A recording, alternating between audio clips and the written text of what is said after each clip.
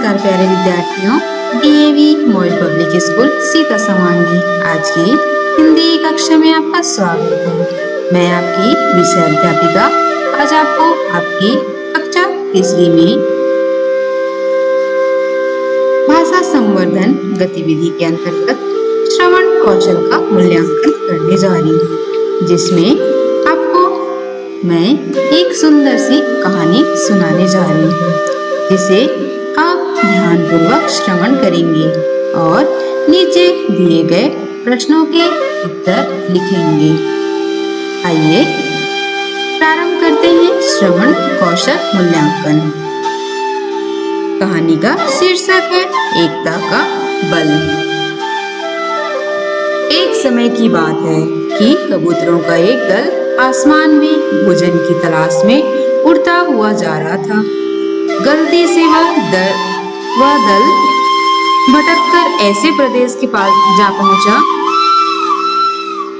जहां भयंकर अकाल पड़ा हुआ था। कबूतरों का सरदार चिंतित था।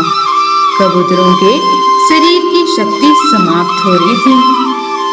शीघ्र ही कुछ दाना मिलना जरूरी था। दल का युवा कबूतर सबसे नीचे उड़ रहा था। भोजन नजर आने पर उसे बाकी दल को सूचित करना था। बहुत समय उड़ने के बाद कहीं पर सूखाग्रस्त क्षेत्र से वह बाहर आया और नीचे हरियाली नजर आने लगी तो भोजन मिलने की उम्मीद बन गई। युवा कबूतर और नीचे उड़ान भरने लगा। तभी उसे नीचे खेत में बहुत सारा अन्न बिखरा नजर आया। उसने कहा, चाचा, नीचे खेत में बहुत सारा दाना बिखरा पड़ा है, जिससे हम सबका पेट भर जाएगा। सरदार ने सूचना पाते ही कबूतरों को नीचे उतरकर खेत में बिखरा दाना चुनने का आदेश दिया। सारा दल नीचे उतरा और दाना चुगने लगा। वास्तव में वह दाना पक्षी पकड़ने वाले एक बहेलिये ने बिखेर कर रखा हुआ था और ऊपर पेड़ पर तना था उसका जाल। जैसे ही कबूतर दल दाना चुगने लगा, जाल उन पर आ गिरा। सारे कबूतर उसमें फंस गए। कबूतरों के सरदार ने माथा पीटा। ओह, यह तो हमें फंसाने के लिए फैलाया गया जाल था। भूख ने मेरी अकल पर पड़ता दिया था। मुझे सोचना चाहिए था कि इतना अन्न बिखरा होने का कोई तो मतलब होगा, लेकिन अब पछताए हो गया। अब एक कबूतर रोने लगा, हम सब मारे जाएंगे। बाकी कबूतर तो हिम्मत हार बैठे थे, पर सरदार गहरी सोच में डूबा था। एकाएक उसने कहा, सुनो, जाल मजबूत है, यह ठीक है, पर इसमें इतनी भी शक्ति नहीं कि एकता की शक्ति को हरा सके।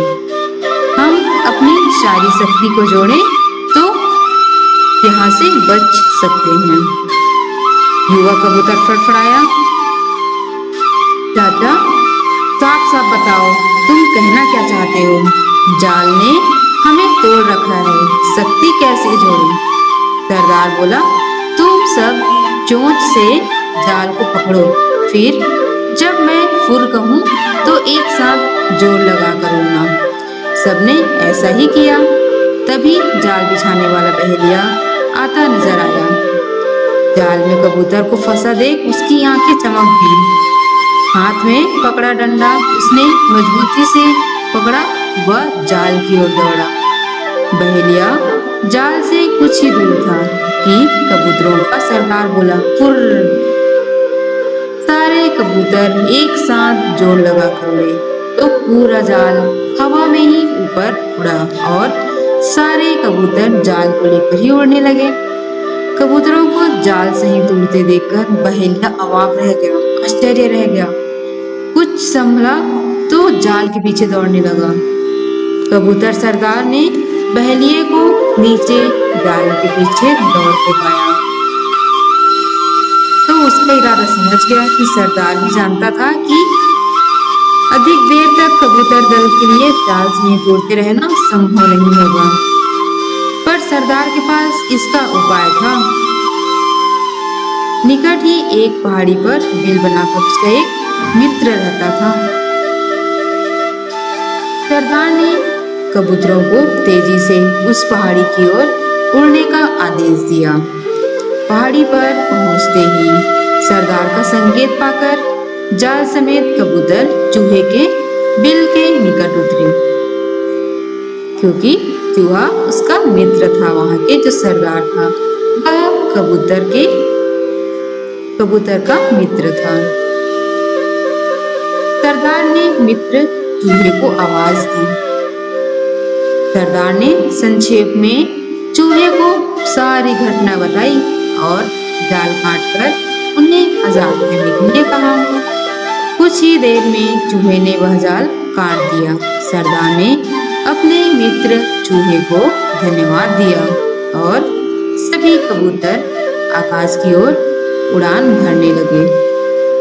तो बच्चों, आज के लिए बस इतना ही। अब इस कहानी के आधार पर आपको नीचे दिए प्रश्नों के उत्तर लिखेंगे।